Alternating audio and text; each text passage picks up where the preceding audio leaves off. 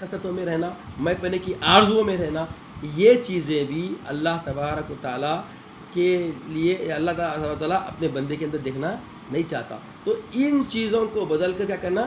روحانیت میں آنا. تو جب تک یہ روحانیت میں نہ بدل لے اور اذکار اور علوم کے ذریعے، پھر وہ قرب ابدال میں سے ہو جائے گا. جب یہ بدل لے گا ربوبیت کو بندگی میں، عبودیت میں، اور اخلاق شیاطین کو اوصاف مومنانہ میں، دوسروں کے لیے خیر خواہی کرنا، دوسروں پہ ایثار کرنا، اور ہر وقت اللہ کے بعد اس کے جتنے جڑے ہوئے بندے رب کے رشتے سے جڑے ہوئے سب کی بھلائی چاہنا، اور جانوروں کی تباہ کو چھوڑ کر روحانی کیفیت اپنے اندر لے آنے کی کوشش کرنا. جتنا کم کھانا، کم پینا، نکاح کی خواہشات، یہ سب جو ہے نا، یعنی کھانا پینا اور بیوی کا فائدہ اٹھانا. جانوروں کے اندر یہ چیزیں پائی جاتی، کھاتے پیتے ہگتے مودتے اور بیوی کی طرف رجوع رہتے. تو ایسی چیز میں کمی لانا اور ان چیزوں کا وقت پورا روحانیت کی طرف، اللہ کی الوہیت کی طرف لگانا. تو یہ جب تک کہ یہ کب ہوتا ہے؟ یہ اذکار، کثرت علوم سیکھنے کے بعد یہ معاملہ ہوتا ہے.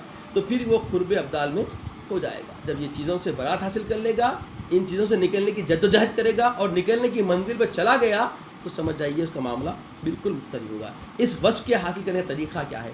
طریقہ یہ ہے کہ آدمی اپنے نفس کو قابو کر کے اس پر غالب ہو جائے، اس پر غالب ہونے کی محنت شروع کرے.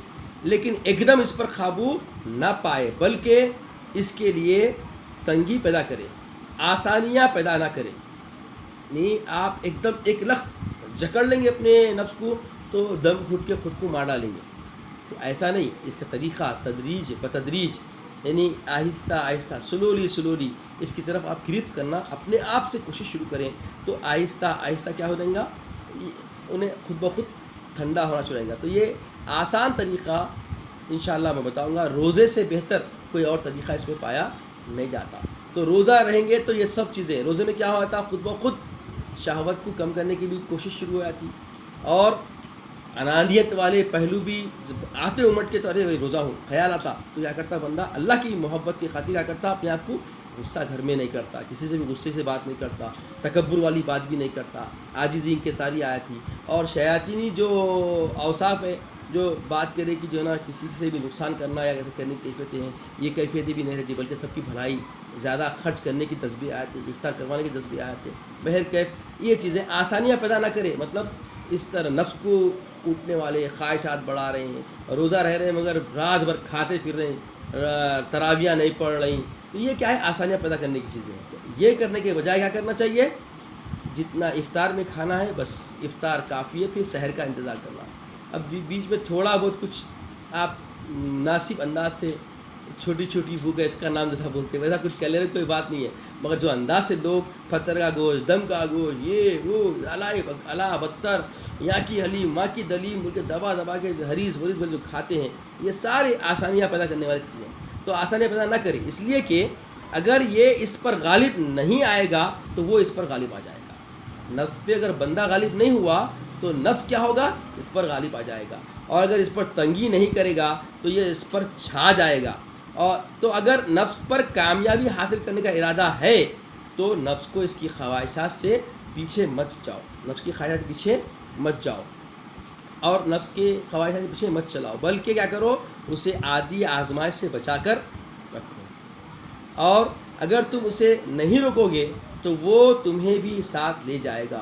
اور اس پر غالب آنا چاہتے ہو تو اس کی خواہشات کے اسباب اور خواہشات کے راستوں کو بند کر کے اسے کمزور کر دو، ورنہ وہ تمہارے اوپر غالب آ کر تمہیں پچھاڑ دے گا. اسے قابو کرنے کا پہلا مرحلہ یہ ہے کہ ہر لمحے میں اس کا محاسبہ، اس کی دیکھ ریکھ اور ہر وقت اس کی نگرانی کرو.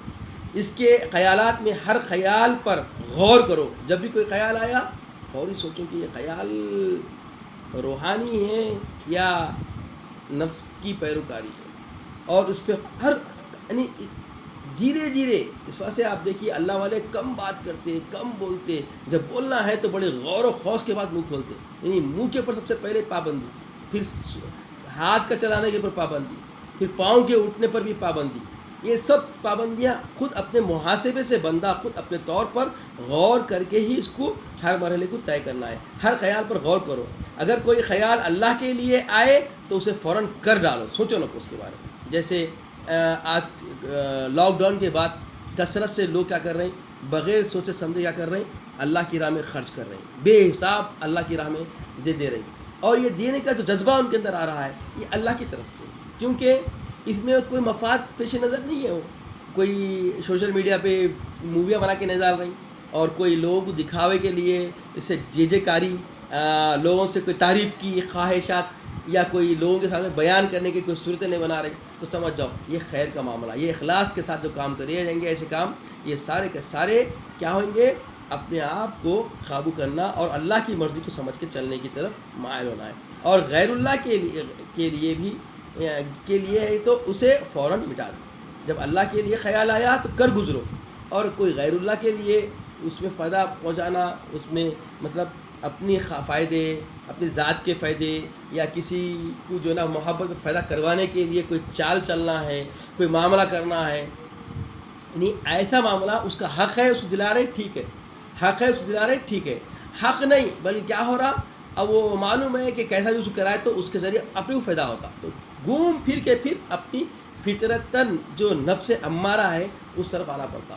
تو ہر کوئی نفس امارہ کا بنیادی طور پر بیسیکلی طور پہ کیا ہوتا ہے, پوجنے والا ہوتا. تو یہ اللہ کو پسند نہیں ہے, اور اسی پہ بزرگان دین اللہ والے اولیاء اللہ محنت کرتے ہیں. تو اس کو فوری کیا کرے, جو اللہ کے سوا کوئی خیال آتا ہے تو مٹا دے, وہ تمہارے ذہن میں رہ کر تمہارے ارادے کو بدل نہ ڈالے, اس کا خیال ہمیشہ رکھے. عمر برکت کے معنی میں, عمر جو ہے اکثر جو لوگ بولتے ہیں عمر میں جو ہے نا برکت ہونا, تو اس کی برکت کی کیا معنی ہے؟ آپ کا ہمارا تصور کیا ہے؟ آج اگر 10 ہے تو بس 15,000 20,000 50,000 25,000 بڑھتے جائے, یہ ہمارا خیال ہے. مگر اللہ والے جو سوچتے ہیں, مروی ہے کہ نیکی عمر بڑھاتی ہے. اسی لیے لوگوں میں یہ دعا مشہور ہے کہ اللہ تیری عمر میں برکت دے, یا اس کی عمر میں برکت ہو. اس کا مطلب اور اس عمر میں برکت سے مراد یہ ہے کہ اتنی, اس سے بنیادی مطلب اور مقصد اس کا یہ ہے کہ عمر برکت سے مراد یہ ہے کہ تم اپنی تھوڑی سی عمر بیدار ہو کر طویل عمر میں غفلت سے جو تم سے فوت ہو گیا, چھوٹ گیا, فوت ہو گیا مطلب چھوٹ گیا, اس کی تلافی کر لو. جو لمبی عمر کے وقت میں جو انسان غفلت میں راہیں کھو دیا, ان سے باہر نکل کر چھوٹی عمر میں وہ کارنامے انجام دو جس سے اللہ کی رضا آسانی سے تم کو حاصل ہو جائے, خدا ربوبیت کی رضا جوئی آسانی سے تم کو میسر ہو جائے, اس کو تلاش کرو. تو 1 سال تمہاری درجات اتنے بلند ہو جائیں گے کہ جو 20 سالوں میں بلند نہیں ہوئے. یعنی جو غفلت کی عمر 25 سال کی گزر گئی, اگر کوئی نوجوان اپنی جوانی کی حفاظت کرتے ہوئے جوانی کو تزکیے میں لگا دے اور دوسروں کی بھلائی میں لگا دے, اور سوائے رب کی رضا جوئی کے اس کے پیش نظر کچھ نہ ہو, تو وہ 2 سالہ زندگی 25 سال زندگی پہ بھاری ہو جائے گی. اسی کو عمر درازی کے موسوم کیا گیا اللہ والوں کی راہ میں. خواص مقربین مقامات خود میں صفات باری کی تجلی میں اپنے مختصر اعمال و اذکار سے, چھوٹے سے اعمال و اذکار سے اس اوقات میں بلند درجات کا حصول گزشتہ کی تلافی کر لیتے ہیں. اکثر دیکھنے میں آیا کہ جو بندگان مقربین ہیں وہ تھوڑے وقت کے اندر تھوڑے سے اذکار جو کرتے ہیں مواظبت کے ساتھ, پنکچولیٹی کے ساتھ, ریگولرٹی کے ساتھ, پابندی کے ساتھ کر کے کیا کرتے ہیں, وہ تھوڑے وظائف پیچھے, مگر ہر وظیفہ اللہ تعالیٰ کی رضا جوئی کے لیے کیا تھا. تو ان وظائف کے اندر اللہ تعالیٰ کا کلام ہوتا. تو کلام اللہ کے بارے میں آیا کہ ہر حرف کے بدلے اللہ 10 نیکیاں دیتا, ہر حرف کے بدلے 10 نیکیاں دیتا. اب جو بندہ مواظبت کے ساتھ اذکار کرتا ہے, اللہ تعالیٰ اس کے درجات کو فوری بلند فرما دیتا ہے, اپنے خود کی راہیں اس کے لیے آسان کر دیتا ہے. تو بتایا گیا خواص کا معاملہ یہ ایسا ہی ہے کہ ان اوقات میں بلند درجات کا حصول اور کر کے حصول حاصل کر کیا کرتے ہیں, گزشتہ جتنا وقت گزرا تھا غفلت میں اس کی تلافی کر لیتے ہیں.